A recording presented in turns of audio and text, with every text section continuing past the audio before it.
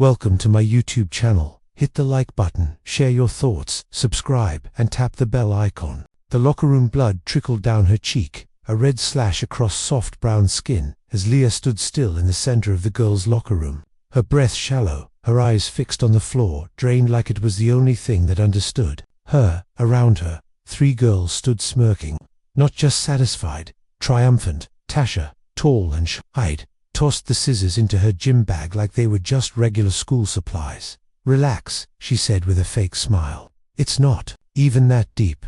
The other 2, Miller and Harper, laughed. Not with joy, with cruelty. "She looks better like this," Harper whispered. "No more hiding behind that curtain of hair."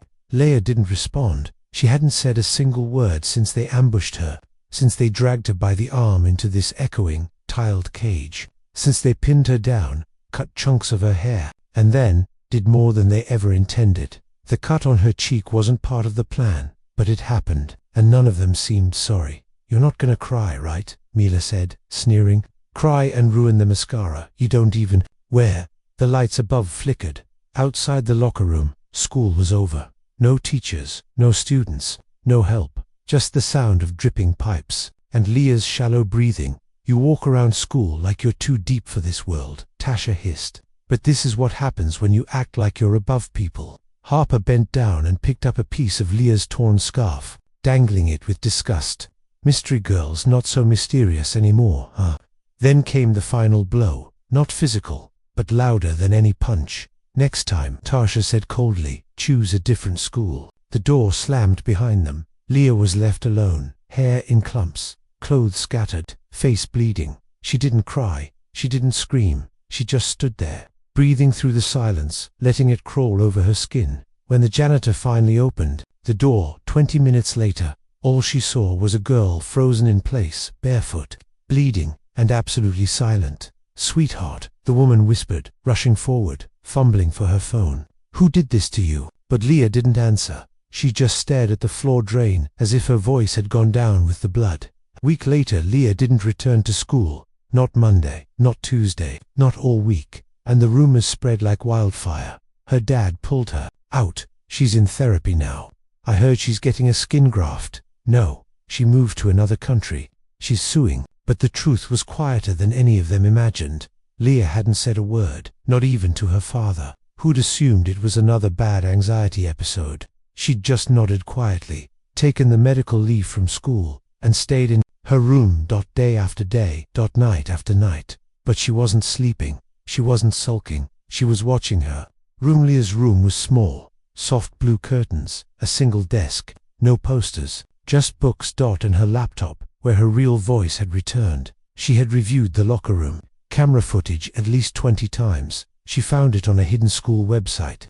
Her father, an IT contractor for the district, had left his admin login saved once on the home computer. She knew what she was doing could get her in trouble. She didn't care. She downloaded the video, trimmed it, saved still frames, and studied the faces of her attackers like they were puzzles she needed to solve. She didn't want revenge. Not at first. She just wanted to understand how people could be so empty. But then she saw it. The moment Tasha laughed as the blade slipped and cut her face, and laughed even harder. Leah paused the video right there. She stared at the frame, and something inside her cracked. 2:13 a.m., the first message. Tasha's phone buzzed. No contact, no subject, just a link. She hesitated, clicked. The video loaded. Blurry at first, a bit shaky, but unmistakable. Locker room footage. Every moment, every word, every attack. And at the end, a robotic voice whispered, "This is nothing." Then black. Tasha stared at the screen, heart racing. Who sent this? How did they get the footage? What did they mean? "This is nothing." She deleted the message, but it was too late. The next day, Miller opened her locker to find a photo taped inside, grainy, black and white dot. It was a still from the locker room footage. Her face, mouth wide in laughter, as Leah's hair dropped to the floor. Her face was circled in red ink. Beneath it, a handwritten note. "You said silence wasn't power." She ripped it down and tore it into pieces. Harper heard about both incidents by lunch. "We need to talk," she told them. "After school, courtyard." Harper's turn, but before Harper could even get to the courtyard, her phone buzzed. one new message. She opened it. This time, it wasn't from the locker room. It was from the party last weekend. Harper, drunk, laughing, unzipping someone else's purse and stealing cash. While they weren't looking, her chest tightened. This wasn't just about the attack anymore. Whoever was doing this, they were digging. They were watching more than just one day. And then, the same robotic whisper. Still think I'm shy. The meeting in the courtyard, Tasha and Harper sat in silence. None of them wanted to speak first. None of them wanted to admit it, that they were scared of the girl they called weak. She's bluffing, Tasha said finally. She doesn't have anything else? But the fear in her voice said otherwise. Miller checked over her shoulder 3 times in 5 minutes. Harper hadn't said a word since she saw the video. None of them noticed the phone, hidden under the bench, recording every second of their conversation. Leah's room. Again Leah watched the video playbacked out their conversation. Their fear, their confusion. She didn't smile. She didn't enjoy it. But she felt something she hadn't felt since the day they hurt her. Call and control. The cut on her cheek was healing now, still red, but no longer raw.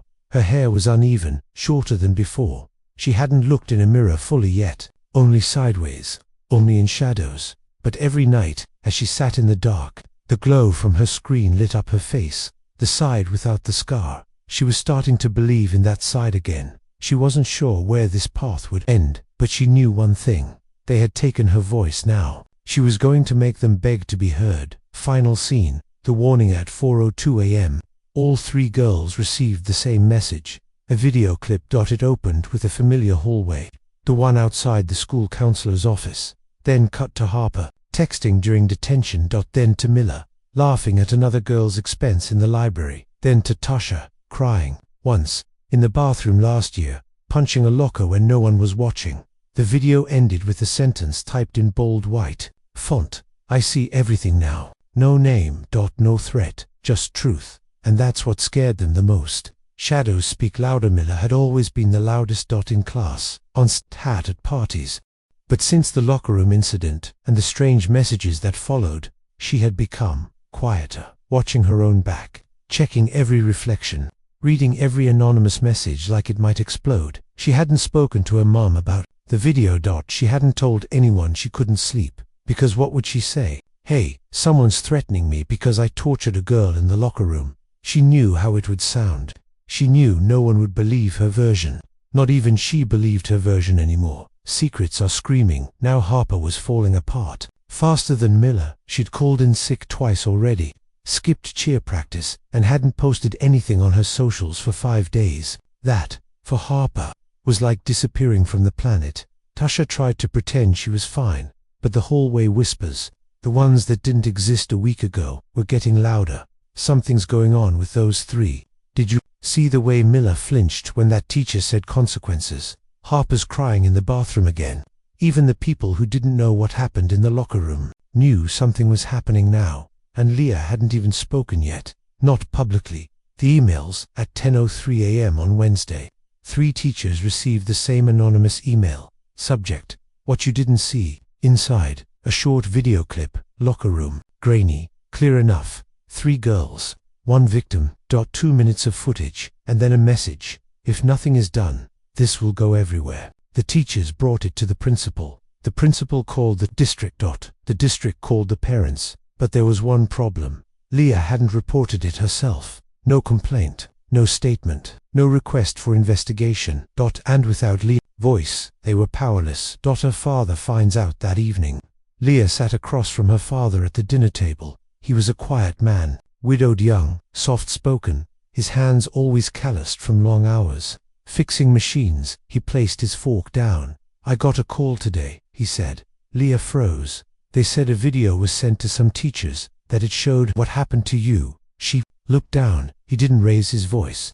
Didn't even sound angry. Just disappointed. Scared. Why didn't you tell me, baby? Silenced, stretched. Finally, Leah whispered, because I wasn't ready. His eyes softened. Are you now? She looked up. For the first time in a week, she met his eyes fully. Yes, she said. But I want to do it my way. Miller cracks. First 2 days later, Miller arrived at school with dark glasses and trembling fingers. She pulled Leah aside before HOMEROOM. No crowd. No witnesses. Just two girls, one guilty, one healing, standing across from each other near the music wing.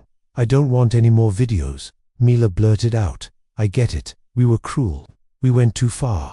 Leah said nothing. Mila looked around, swallowed hard, and added, I'm sorry. Still nothing from Leah. So Mila continued, desperate now. I don't know what you want. You already ruined our lives. That word hit Leah like a slap. Ruined, she whispered. You think this is ruined? Mila opened her mouth, closed. It looked away. I didn't send the videos to the teachers, Leah said softly. Not that one. Mila blinked. Then, who did? I'm not the only one who's been watching. Whispers behind closed doors. The school counselor, Ms. Noreen, knocked on the principal's office that afternoon. I think we have a bigger problem, she said. The principal, an aging man with more political sense than empathy, rubbed his temple. More than a potential lawsuit. Ms. Noreen held up a flash drive. This came in the mail. No return address. The principal plugged it in. More footage, but not from the locker room. This time, it was from multiple places. One was the staff parking lot, showing a male teacher having a suspicious conversation with a student who didn't belong in his class. Another showed the lunch lady pocketing money. Another, more chilling, showed a substitute teacher shouting at a disabled student. When he thought no one was watching. All edited. All with a single title screen. Do you see what I see? Leah's world expands. Leah wasn't surprised when her father called her into the living room that night. He had a stack of letters on the table. Anonymous. One of them said, I know what your daughter is doing. Another, your daughter has started something she can't control. He looked at her, not angry, not afraid. Just honest. Leah, how far are you going to take this? She sat down slowly, her eyes tired but clear. They started it, she said, but I'm not just talking about Tasha and the others. What do you mean? This whole place, she whispered. This whole system. Everyone looks the other way. Even when people are bleeding. Her father exhaled, leaned forward. Okay, he said softly, but tell me you're not becoming like them. That question sat between them for a long time. Finally, Leah said, I'm not hurting anyone. I'm just showing the truth. The Tasha thought she was smarter than the others. Smarter than Mila, smarter than Harper, and definitely smarter than Leah. So when she got the next message, a phone call this time, no voice, just silence on the line, she made her own move. She hacked it. Or, more accurately, her cousin did. He traced the IP address of the last email she'd received from the anonymous account, and it didn't point to Leah. It pointed to the school library specifically, to a computer that had been used at exactly 3:43 p.m. 2 days ago. She checked the sign-in sheet. No Leah, but someone else, Jordan. A boy who had no connection to Leah, Tasha, or the others. A boy who barely spoke. A boy who had been sitting in the hallway the day of the locker room attack, reading a book. And watching. The unexpected Ali. Jordan was quiet, awkward, kept to himself. But when Leah approached him at lunch that Friday, he didn't flinch. You used the library computer, she said. He didn't deny it. You sent the video to the teachers. Still no denial. Why? He shrugged. Because you didn't. Leah blinked. How did you even? I saw what they did to you, he said simply. I thought someone should. And then, the most surprising thing of all, he handed her a small flash drive. This is everything, he said. All the footage, everyone's secrets. I was saving it, but I think you know what to do. She stared at the flash drive like it was a grenade. Jordan stood up, put his tray away, and disappeared back into silence. The end of silence. Leah didn't sleep that night. She sat at her desk, staring at the drive. She knew what was on it now. Not just her trauma, not just her bullies' sins, but the whole school's ugly underbelly. She could ruin careers. She could end friendships. She could flip the whole place upside down. Or she could destroy the flash drive, walk away, and pretend this never happened. She thought of her mother, gone 3 years now, a woman who once said, truth isn't always clean, but it's always light.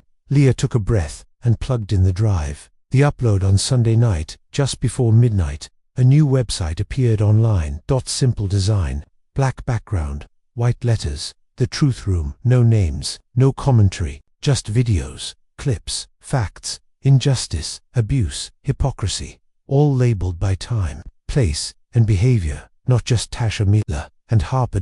But teachers, coaches, bullies, liars, the ones who thought no one saw. By morning, the site had over 15,000 views. By noon, it was trending. By 3 p.m., school was shut down for a full investigation. Cliffhanger ending. The call that night. Leah's phone rang. Blocked number. She picked up a voice. Not robotic this time. Real, sharp, calm. You just made enemies you'll never see coming. Click. The web she wove. The website was a wildfire. No names were written. No accusations spoken. Just videos raw. Real, ugly. The world didn't need captions. A coach yanking a boy by the collar and spitting in his face. A substitute shoving a girl's wheelchair too hard across the hall. A group of girls laughing while cutting a classmate's braid and tossing it in the toilet. All time-stamped, all real, and all uploaded by someone who had one goal: truth without filters. Leah didn't show her face, but everyone had a guess, and some people wanted revenge.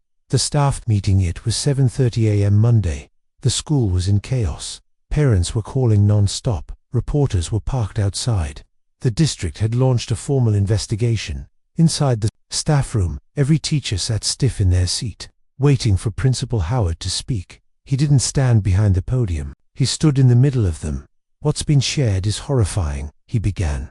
"But it's also real. We can't ignore it." Whispers moved across the room. Someone said, "We're being watched." Another, "This is they're ending then." Ms. Felder, the literature teacher, stood up. "She's not trying to destroy us. She's holding up a mirror." Silence, but no one disagreed. Miller's meltdown. Miller hadn't been to school since Friday. She was spiraling. The website had made her famous, but not the way she always wanted. Everyone in town now knew she was the one in the video holding Leah down in the locker room.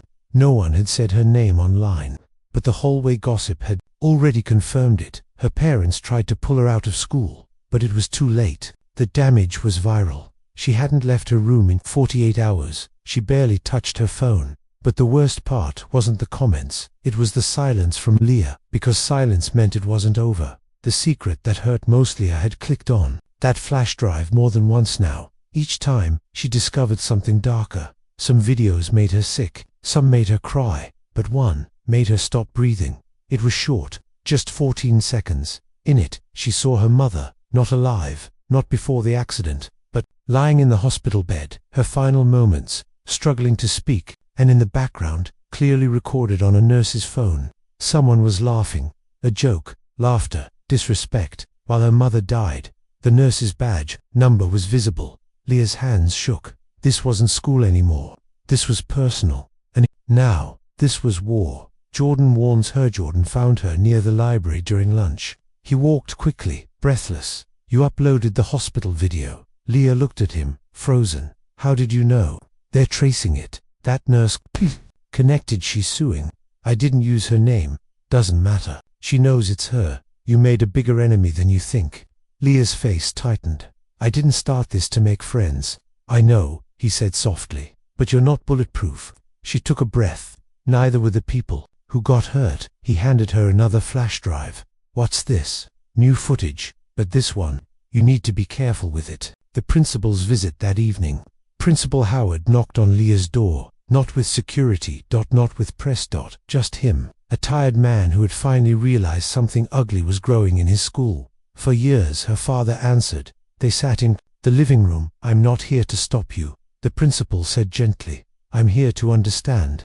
Leah didn't say much, just showed him the flash drive Jordan gave her. It contained footage from 2 years ago. A boy named Adam, who had tried to report abuse from the NCH football team. He was ignored, mocked, transferred, eventually dropped out. The video was from a teacher's hidden camera. Adam was crying, begging. No one listened.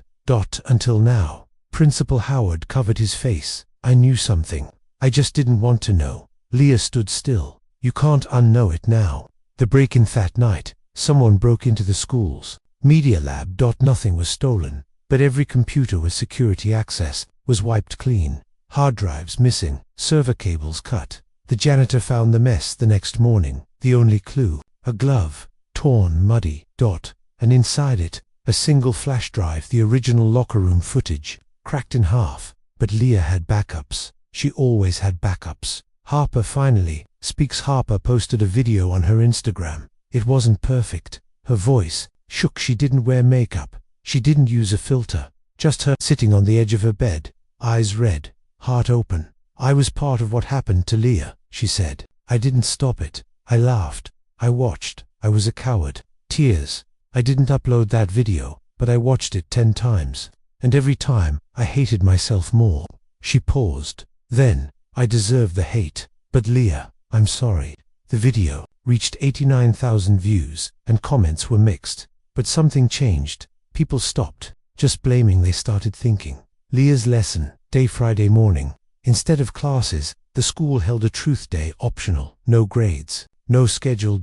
Just a circle in the gym. Teachers, students, staff. And at the center, Leah invited, not forced. She didn't cry. She didn't scream. She just spoke, in a calm, honest voice. "I was the girl who sat in silence while they laughed. I was the girl who bled in the bathroom, hoping someone would come. I was the girl who thought maybe I deserved it." She looked up. "But now, I'm the girl who made them look." And she wasn't alone. Dozens of students stood beside her, told their stories. More secrets spilled, but not out of hate, out of healing. The truth room had become something else. Now, not just a weapon, but a mirror. Tasha's fault. Tasha didn't show up. Instead, her lawyer sent a cease and desist letter to the school, accusing them of allowing digital defamation and emotional warfare. But her reputation was already burned. College applications rescinded. Her father's law firm. Embarrassed. Her mother furious. And yet, still, no apology, because some people don't change. Not even when the world burns down around them. But the world moved on without her. And Leah, she had already let her go. Leah's father breaks down that night. After the school's truth day, Leah found her father crying. First time since her mother died. She sat beside him on the couch. "Why are you crying?" she asked. He wiped his face. "Because I'm proud and scared. And because I should have protected you." "You did," she said softly. "No, you protected yourself. And now, you're protecting others." They sat in silence. Then he asked, "Do you think your mum would be proud?" Leah looked at the ceiling, smiled through tears. She'd say, "You're a little scary." But yes. Cliffhanger ending. Another message just before midnight. Leah checked her inbox. One unread message. No sender. No subject. She clicked it. "You opened one door. Are you ready to open another?" Attached, a video of someone she thought was her friend, doing something she never expected. "The truth you wished stayed hidden." Leah stared at the screen, unblinking. The message had no sender, no trace. But the video, it opened with a sound she knew too well. Laughter. Fake, loud, familiar. Then Harper's voice. Leah's stomach flipped. The betrayal. Inside the apologies. The video wasn't old. It was filmed just last week. Harper was at a sleepover. Candles flickered, music played. Low. Tasha, Mila, and another girl Leah didn't recognize were seated on beanbags, laughing. Harper sat in the middle. "She actually thinks I care," Harper said, sipping soda, posting that apology. "Please, I only did it so they'd stop DMing me death threats." Someone off camera chuckled. "You're so good at playing the sad girl," Harper smirked. "Works every time." The camera zoomed in on her face, proud, cold, unbothered. Leah slammed her laptop shut. The apology was a lie. The storm inside Leoshi paced the room like a lion. She felt stupid, exposed. She had believed Harper's tears. She had let her speak on truth. She had let the world believe some people could change. She had hoped. Now, that hope had been spit on. Twice. Her phone buzzed. Jordan. She didn't answer. This wasn't the time for friendship. This was the time for fire. The dangerous choice. Leah stared at the folder on her desktop. "Do not open final files." It was from the same anonymous source who had sent the hospital footage. Inside were clips. Too dangerous to post. Things that could ruin lives, destroy families, get people killed. She had promised herself she wouldn't use them unless she had no choice. But tonight, everything changed. She clicked. Video 1. The teacher's lay recording inside. Mr. Calden's office biology teacher, highly respected. He was grading papers when Coach Raymond walked in, slamming a folder on the desk. "Delete the footage," the coach growled, "or I'm telling your wife about your field trips." Mr. Calden's eyes widened. "You wouldn't." "I will." The camera kept rolling as Mr. Calden opened his computer, sighed, and typed. Leah froze the frame. The file name he typed, lockerroom_incident_delete. hadn't just known about the video. He deleted it to protect himself. Video 2. The nurses secretly clicked the second clip. It was in a hospital hallway, blurry, low quality. The nurse who had laughed during her mum's final moments was sitting in the staff lounge. She was on the phone. I told her we lost the footage, but we didn't. I gave it to Dr. Vance. He said it was better this way. No lawsuits, no noise. A pause. I don't feel bad. People die every day. You can't carry it all. Leah's chest tightened, so it had been covered up on purpose. Leah's line: she sat in her chair, staring at the 2 videos. She could post them. She could burn the whole building down. But this wasn't about rage anymore. It was about precision. She opened a blank email to Principal Howard. Subject: watch this before Monday. Attachment: Mr. Caldon coach footage.mov. Then another. 2. State Medical Board. Subject: patient negligence report. Urgent attachment: nurse confession.mp4. She didn't need likes or shares this time. She needed accountability. Real and legal. Harper gets exposed. But the video of Harper, that one, she uploaded quietly. No caption, no name, but everyone recognized the voice. Within an hour, the comments flooded in. So her apology was fake. This is disgusting. She really fooled us all. Leah, we're sorry. Again. The tide turned fast. Even Mila commented, I was cruel, but Harper, you're worse. The real Harper was now public, her fake sorrow torn apart in front of 300,000 viewers. Jordan confronts her. Jordan showed up at her doorstep the next morning, eyes heavy, breath sharp. You posted the Harper video. Leah didn't answer. He stepped inside. She's getting threats again. Real ones. People are doxing her. Leah folded her arms. She played the victim. Again, I gave her the spotlight she wanted. She's human too, he said softly. Leah snapped. So was I when she let them drag me across the floor. So was I when no one helped. So was I when my face got marked for life. Silence. Then she added, quietly, you don't get to ask me to be the better person now. Jordan looked like he wanted to say something, but did single quotes. He just left. Mr. Caldon resigns by Tuesday morning. The footage Leah emailed had reached the school board. Mr. Caldon was gone before the second bell. The story hit local news, then national. Students whispered. Teachers froze. Parents emailed. The district launched a full-scale investigation. Coach Raymond was placed on leave. And suddenly, silence swept the hallways. People were scared, but the truth was louder than fear now. The unexpected letter Leah received. A letter in her locker. No name. Handwritten. Folded carefully.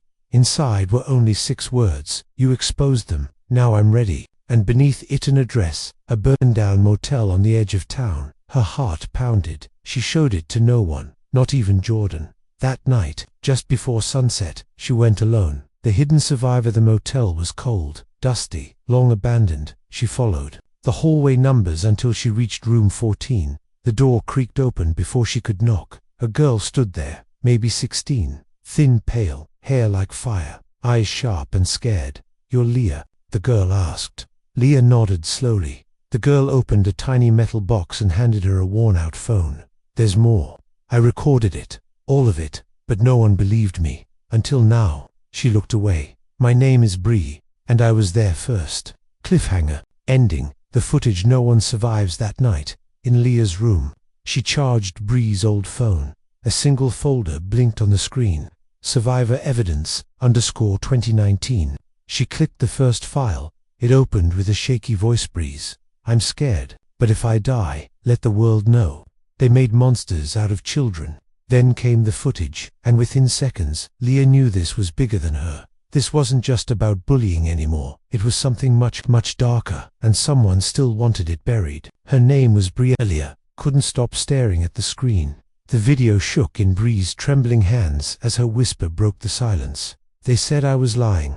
They said I cut myself to get attention. But I didn't do this. They did. Then, the camera turned to her arms, raw, bandaged, freshly scarred, words etched in ink and blade. One word stood out clearer than all the rest. Liar. And then, a boy's voice in the background. Familiar.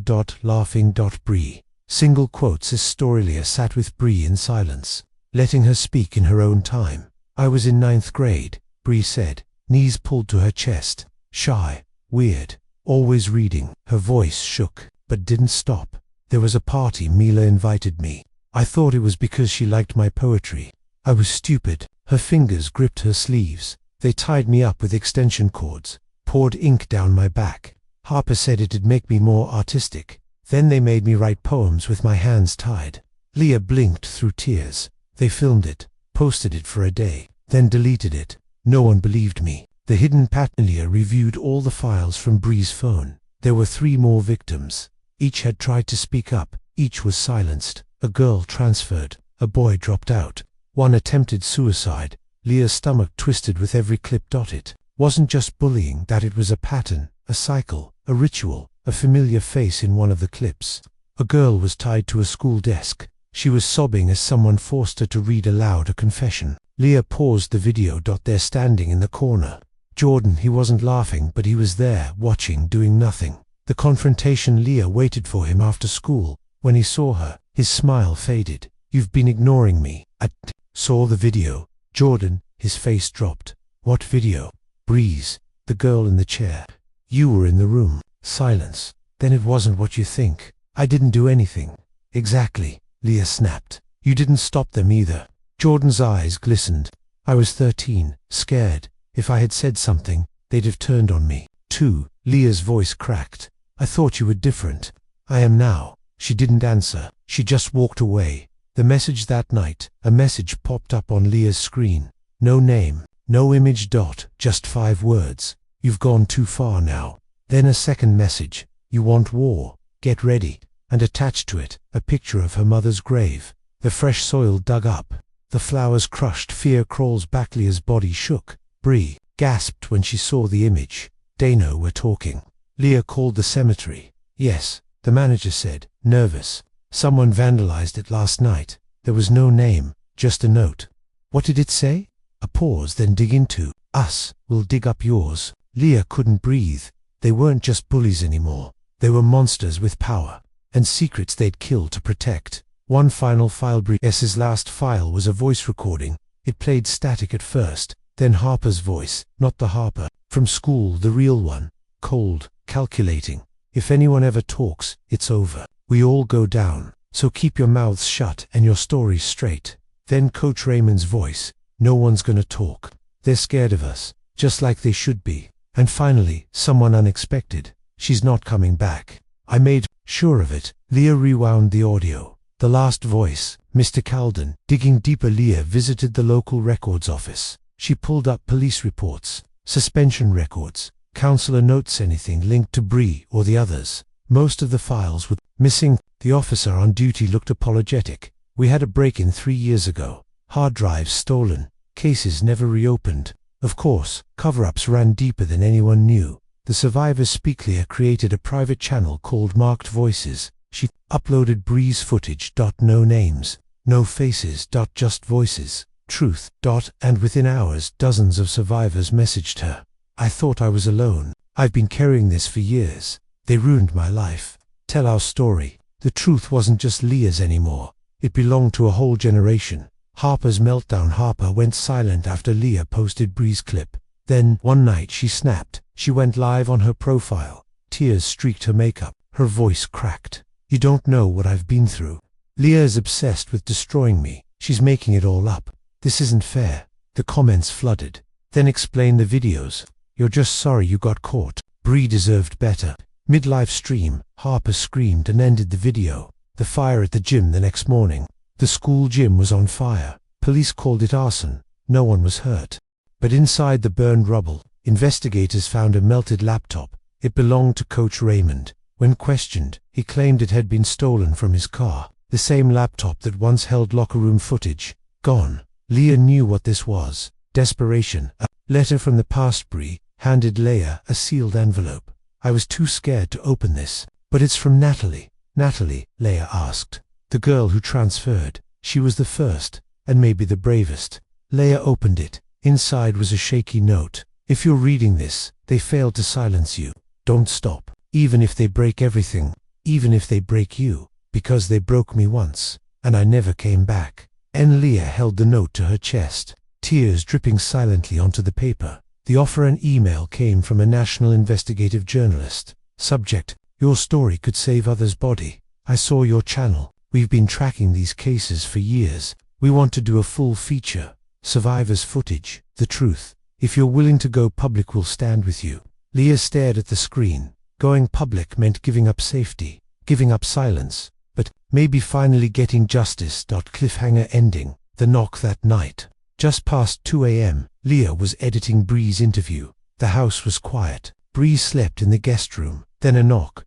Not at the door. At her window. She turned slowly. A dark figure stood outside, face hidden in the shadows. In his hand he held something wrapped in cloth. He lifted it, unwrapped it, and pressed it to the glass. Leah screamed. It was a knife. The same knife used in Bree's video. Then he whispered, just loud enough for her to hear, "Stop digging, or you'll be next." She'll let them live without the knife against the window. The voice in the dark: "Stop digging, or you'll be next." Leah froze. The figure disappeared into the night, swallowed by silence. She didn't sleep. Instead, she sat beside Bree, who held her hand the way a child clutches a parent after a nightmare. This wasn't just a story anymore. It was a war. The final decision. At sunrise, Leah stood in front of a mirror, eyes hollow, voice steady.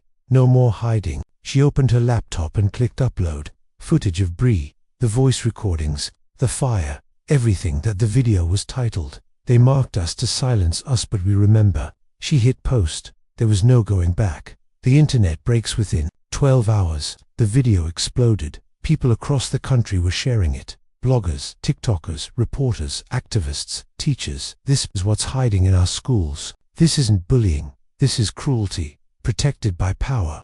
We believe you, Bree. By the next morning, #marked voices was trending worldwide. The fallout begins. The principal resigned first.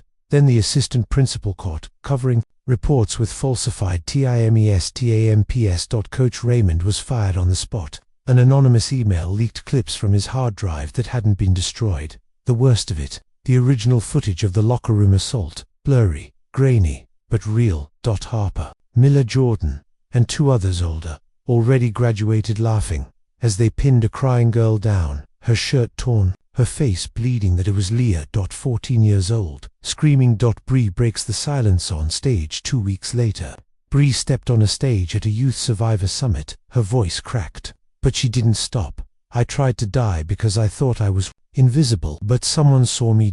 And now I'm standing here for the ones who can't." Thunderous applause. Tears. Then silence again, respectful, powerful. Bree had done something her bullies never could. She told the truth and didn't flinch. Harper's breakdown when reporters surrounded Harper's family home. She screamed at the cameras. It was a joke. It wasn't that deep.